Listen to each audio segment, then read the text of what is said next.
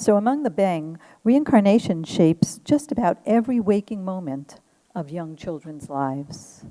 I'm going to start with a story to give you a little introduction. One day some years ago, when I was living in a small village in the rainforest in Côte d'Ivoire, I was sitting with my friend Alma in her compound. We were chatting about village affairs when our attention was diverted by her young son. Not quite 3 years old, Côte had found a few cowrie shells on the ground and was tossing them about on the dirt and muttering some words under his breath. I knew that adult diviners in the region throw cowrie shells in just that way to perform a divination for a client who needed help sorting out some life problem. For all the world, little Côte, intently tossing his shells, looked like a miniature diviner. I remarked on what a cute figure he cut, and I mused affectionately on the earnest efforts of children to watch and mimic the work of adults, all in the name of play.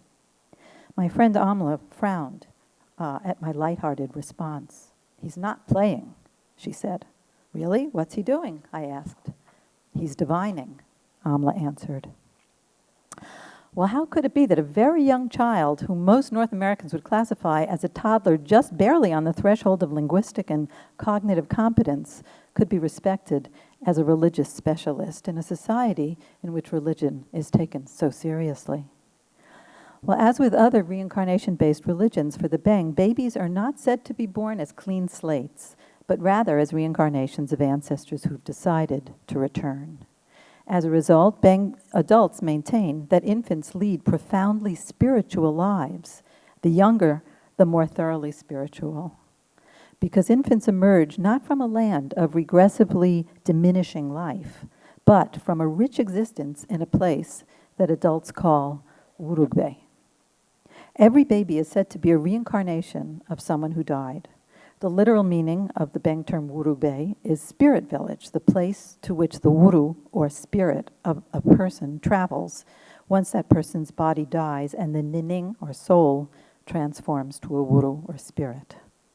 My understanding of the contours of Urugbe was gained through conversations over the years with many Beng people, but especially religious specialists, both masters of the earth, such as my buddy, the late Kokla Kwasi, as well as diviners. And here I should mention that the religion of the Beng doesn't really have a name. I just call it indigenous Beng religion. In the past century, they've been exposed to both Islam and Christianity, and in recent years, Christianity has probably made some more inroads into people's spiritual lives than Islam.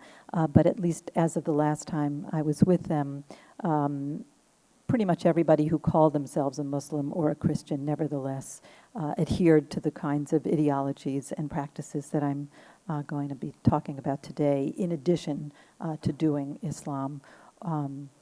Islamic or Christian rituals. In other words, their approach to these new religions was not conversion in the sense of leaving behind an old religion. It was sort of agglutinative. They added on new practices, but they didn't subtract old ones. During my last visit, one diviner named Kwakuba regularly shared with me his exceptional knowledge of Urugbe.